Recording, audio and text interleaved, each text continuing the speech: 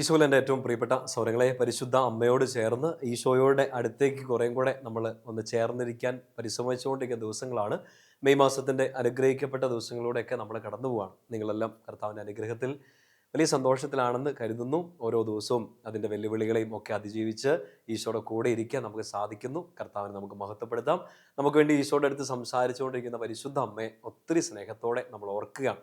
പ്രിയപ്പെട്ട സൗരങ്ങളിൽ ഇന്ന് നമ്മൾ കടന്നുറങ്ങുന്നതിന് മുമ്പ് ഒന്ന് പങ്കുവയ്ക്കാൻ വേണ്ടി ആഗ്രഹിക്കുന്നത് ഈശോയ്ക്ക് ഒത്തിരി ഇഷ്ടമുള്ള മനുഷ്യരെ കുറിച്ചാണ്. നമുക്കെല്ലാം ആഗ്രഹമുണ്ട് ഈശോയുടെ സ്നേഹം കിട്ടണം. നമുക്ക് ആഗ്രഹമുണ്ട് ഈശോയെ കുറേയും കൂടെ സ്നേഹിക്കണം. ഈശോയുടെ പ്രിയപ്പെട്ടവരായി തീരാൻ വേണ്ടി എന്നാ ചെയ്യണം? പരിശുദ്ധ അമ്മയുമായി ബന്ധപ്പെട്ട ഒരു ചിന്തയാണ് നമ്മൾ പങ്കുവയ്ക്കാൻ പോവുക. ഈശോയുടെ അടുത്ത് ഇങ്ങനെ ഒത്തിരി ആൾക്കാരൊക്കെ കാണാൻ വേണ്ടി വരുന്നു. ഈശോയുടെ അമ്മയും പരിശുദ്ധ അമ്മയൊക്കെ കാണാൻ വേണ്ടി ഇതൊക്കെ വരുന്നുണ്ട്. വെയിറ്റ് ഒക്കെ ചെയ്യാണ്. അപ്പൊ ശിഷ്യന്മാരൊക്കെ വന്ന് പറയുന്നുണ്ട്, അമ്മച്ചി കാണാൻ വന്നിട്ടുണ്ടെന്നൊക്കെ പറയുമ്പോൾ ഈശോ ഇങ്ങനെ പറയുന്നുണ്ട്, എൻ്റെ അമ്മയും സഹോദരങ്ങളും ആരാണ്? പരിശുദ്ധമ്മയെ മാറ്റി നിർത്തുമെന്നല്ല, പരിശുദ്ധമ്മയെ മൈൻഡ് ചെയ്യാണ്ടിരിക്കുന്നല്ല, എങ്കിലും ഈശോ നമുക്കൊരു വെൽക്കമിങ്, ഒരു ഓപ്പണിംഗ് തരികയാണ്, ഒരു സാധ്യത തരികയാണ്.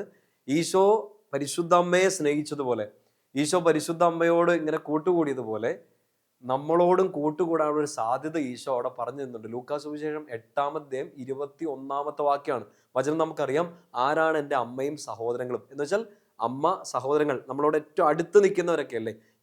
ഈശോ പറയാണ്, എൻ്റെ അമ്മയും സഹോദരങ്ങളും ആയിട്ട് അത്രയും ഞാൻ അടുത്ത് നിൽക്കാൻ സാധ്യത ഉള്ളത് ആരോടാണ്? ദൈവവചനം കേൾക്കുകയും അതനുസരിച്ച് പ്രവർത്തിക്കുകയും ചെയ്യുന്നവര്. എൻ്റെ അമ്മച്ചിയെ പോലെ, എൻ്റെ സഹോദരങ്ങളെ പോലെ ഞാൻ അവരെ ചേർത്ത് പിടിക്കുമെന്ന് ഈശോ വാഗ്ദാനം തരികയാണ്. നോക്ക്, നമ്മൾ എല്ലാ ദിവസവും വചനം കേൾക്കുന്നുണ്ട്, വചനം പേഴ്സണലി വായിക്കുന്നുണ്ട്, ഒത്തിരിയധികം സോഴ്സുകളിലൂടെ കേൾക്കുകയും മനസ്സിലാക്കാനും ഒക്കെ നമ്മൾ ശ്രമിക്കുന്നുണ്ട്. പക്ഷേ വളരെ പ്രധാനപ്പെട്ട ഒരു കാര്യം ഈശോ പറയാണ്, ദൈവവചനം ശ്രവിക്കുകയും അതനുസരിച്ച് പ്രവർത്തിക്കുകയും ചെയ്യുന്നവരാണ് എൻ്റെ പ്രിയപ്പെട്ടവർ. എൻ്റെ പ്രിയപ്പെട്ട സൗരങ്ങളെ, ഈശോയുടെ പ്രിയപ്പെട്ട സൗരങ്ങളെ, നമ്മൾ ശരിക്കും പറയുന്നത് പോലെ ഈശോയുടെ പ്രിയപ്പെട്ടവരാകുന്ന എപ്പോഴാണെന്ന് മനസ്സിലാവുന്നുണ്ടോ? ഈശോ ഇങ്ങനെ നമ്മളെ ഇൻവൈറ്റ് ചെയ്യാണ്, വെൽക്കം ചെയ്യാണ്. നിങ്ങൾക്ക് എന്നോട് ഏറ്റവും അടുത്തിരിക്കാൻ പറ്റും എപ്പോൾ? വചനം കേൾക്കുക മാത്രമല്ല, വചനം കേട്ട് അതനുസരിച്ച് പ്രവർത്തിക്കുന്ന സമയത്ത് നിങ്ങൾ എൻ്റെ അമ്മയെപ്പോലെ, എൻ്റെ സഹോദരങ്ങളെ പോലെ ആയിത്തീരുമെന്ന് ലൂക്കാ സുവിശേഷം 11-ാമത്തെ അധ്യായത്തിൽ തന്നെ 11-ാമത്തെ അധ്യായത്തിൻ്റെ 28-ാമത്തെ വാക്യത്തിൽ ഈശോയെ ഇങ്ങനെ കണ്ടിട്ട് ഇങ്ങനെ അവിടുന്ന് ജനക്കൂട്ടത്തിൽ ഒരു സ്ത്രീ വിളിച്ചു പറയുന്നുണ്ട്, അമ്മ, നിന്റെ അമ്മ എന്തൊരു ഭാഗ്യമുള്ള ആളാണ്, ഈശോ നിന്റെ അമ്മച്ചി എന്തൊരു ഭാഗ്യമുള്ള ഒരാളാണെന്നൊക്കെ പറയുന്നുണ്ട്. ഈശോ തിരിച്ചു പറയുന്ന ഒരു കാര്യം കേട്ടോ, ലൂക്ക 11:28, ദൈവവചനം കേട്ട് അത് പാലിക്കുന്നവർ കൂടുതൽ ഭാഗ്യവാന്മാർ. ഈശോ എടുത്തു പറയാണ്, ഈ കാര്യം നിങ്ങൾ ശ്രദ്ധിക്കണം. പറഞ്ഞുകൊണ്ടിരിക്കുന്നു ഞാനും നിങ്ങൾക്കും, കേട്ടോണ്ടിരിക്കുന്ന നിങ്ങൾക്ക് വളരെ പ്രധാനപ്പെട്ടതാണ്. ദൈവവചനം പ്രഘോഷിക്കുന്നവർ ഭാഗ്യവാന്മാരെന്നല്ല പറയുന്നത്, വചനം പറഞ്ഞുകൊണ്ടിരിക്കുന്ന, കേട്ടോണ്ടിരിക്കുന്ന നിങ്ങൾ ഭാഗ്യവാന്മാരെന്നല്ല പറയുന്നത്, വായിക്കുന്നവർ ഭാഗ്യവാന്മാരെന്നല്ല പറയുന്നത്, ദൈവവചനം കേട്ട് അത് പാലിക്കുന്നവർ കൂടുതൽ ഭാഗ്യവാന്മാർ. സോ ബ്ലെസ്സിങ് ഇതാണ്.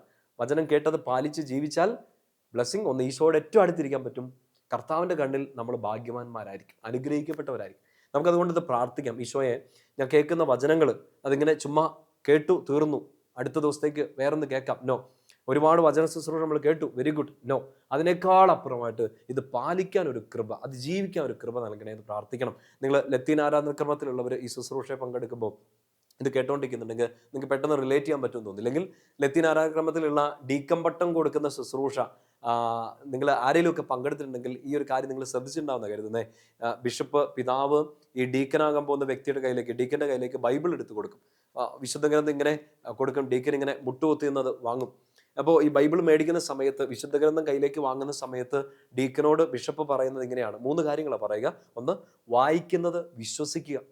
ശ്രദ്ധിക്കണേ, വായിക്കുന്നത് വിശ്വസിക്കുക. രണ്ടാമത് പറയും, വിശ്വസിക്കുന്നത് പഠിപ്പിക്കുക. വിശ്വസിക്കുന്നത് പഠിപ്പിക്കുക വളരെ പ്രധാനപ്പെട്ടാണ്. മൂന്നാമത്തെ കാര്യം, പഠിപ്പിക്കുന്നത് ജീവിതത്തിൽ പ്രാവർത്തികമാക്കുക. വായിക്കുന്നത് വിശ്വസിക്കുക, വിശ്വസിക്കുന്നത് പഠിപ്പിക്കുക, പഠിപ്പിക്കുന്നത് ജീവിതത്തിൽ പ്രാവർത്തികമാക്കുക. സോ നമ്മൾ കേട്ടു, നമ്മൾ മനസ്സിലാക്കി, ബൈബിൾ മുഴുവൻ വായിച്ചു പൂർത്തിയാക്കി, ബൈബിൾ പ്രഘോഷണം നടത്തുന്നു, പഠിപ്പിക്കുന്നു, പോരാ. ബൈബിൾ കാണാപ്പാടെ അറിയാം, വചനങ്ങൾ കുറെ അറിയാം, നോ, തീർന്നില്ല. വചനം പാലിക്കുന്നവരാണ് ഭാഗ്യവാന്മാർ. പഠിപ്പിക്കുന്നത്, വിശ്വസിക്കുന്നത് പഠിപ്പിക്കണം, പഠിപ്പിക്കുന്നത് ജീവിതത്തിൽ പ്രാവർത്തികമാക്കുമ്പോഴാണ് നമ്മൾ ഏറ്റവും അനുഗ്രഹിക്കപ്പെടുന്നത്. സീറോ മലബാർ സഭയിൽ പട്ടം കൊടുക്കൽ ശുശ്രൂഷയുടെ സമയത്ത് പിതാവ് ഇങ്ങനെ അച്ഛൻ്റെ മേൽ, നവവൈദികന്റെ മേൽ ഇങ്ങനെ ഒരു അനുഗ്രഹം കൊടുക്കുന്നില്ലേ, ഈ സുവിശേഷത്തിലെ ഈശോ നിനക്ക് ശക്തിയായിട്ട് മാറട്ടെ, ഈശോയുടെ സുവിശേഷം നിനക്ക് ജീവിത തത്വമായിട്ട്, ജീവിതത്തിന്റെ മാർഗരേഖയായിട്ടൊക്കെ മാറട്ടെ എന്ന് പറഞ്ഞ് അനുഗ്രഹിക്കുന്നുണ്ട്. എൻ്റെ പ്രിയപ്പെട്ട സഹോദരങ്ങളെ, നമ്മൾ ഈശോയുടെ വചനം കേട്ടാൽ മാത്രം പോരാ, അത് പാലിക്കുന്നവരാകണം. നമുക്കത് പരസ്പരം പ്രാർത്ഥിക്കാം. നിങ്ങൾ എനിക്ക് വേണ്ടി പ്രാർത്ഥിക്കുക. എങ്ങനെ പ്രാർത്ഥിക്കണം? ഈശോയെ, ജിൻസച്ചൻ വചനം പ്രഘോഷിച്ചാൽ മാത്രം പോരാ, വചനം പഠിപ്പിച്ചു തന്നാൽ പോരാ, വചനം പരിചയപ്പെടുത്തി തന്നാൽ മാത്രം പോരാ, ആ വചനം ജീവിക്കാൻ കൃപ കൂടുതലായിട്ട് ഈ അച്ഛന് കൊടുക്കണേ എന്ന് പ്രാർത്ഥിക്കുക. ഞാൻ നിങ്ങൾക്ക് വേണ്ടി എങ്ങനെ പ്രാർത്ഥിക്കണം? ഈശോയെ, എൻ്റെ ഈ പ്രിയപ്പെട്ട സഹോദരങ്ങൾ വചനം കേട്ടാൽ മാത്രം പോരാ, അത് എഴുതിയെടുത്താൽ മാത്രം പോരാ, മറ്റുള്ളവർക്ക് പങ്കുവെച്ചു കൊടുത്താൽ മാത്രം പോരാ, ഈ വചനം ജീവിക്കാൻ ഒരു കൃപ ഇവർക്ക് കൊടുക്കണേ. നമുക്കത് പരസ്പരം പ്രാർത്ഥിക്കാം. അങ്ങനെ പറഞ്ഞുകൊണ്ടിരിക്കുന്ന ഞാനും കേട്ടുകൊണ്ടിരിക്കുന്ന നമ്മൾ നിങ്ങൾ ഓരോരുത്തരും ഈശോയുടെ പ്രിയപ്പെട്ട സഹോദരങ്ങൾ, ഈശോയുടെ ഏറ്റവും പ്രിയപ്പെട്ട പരിശുദ്ധ അമ്മയോ പോലെ ഈശോയുടെ അത്രയും ചേർന്നിരിക്കുന്നവരായി തീരാൻ വേണ്ടി പ്രാർത്ഥിക്കാം. അതിനുവേണ്ടി പരിശുദ്ധ അമ്മയും നമുക്ക് വേണ്ടി പ്രാർത്ഥിക്കും. നമ്മുടെ കർത്താവ് ഈശോ മിശിഹായുടെ കൃപയും പിതാവായ ദൈവത്തിൻ്റെ സ്നേഹവും പരിശുദ്ധാത്മാവിൻ്റെ സഹവാസവും കൂടി ഉണ്ടായിരിക്കട്ടെ, ഇപ്പോഴും എപ്പോഴും എന്നേക്കും. ആമേൻ. ഈശോ മിശിഹായ്ക്ക് സ്തുതിയായിരിക്കട്ടെ.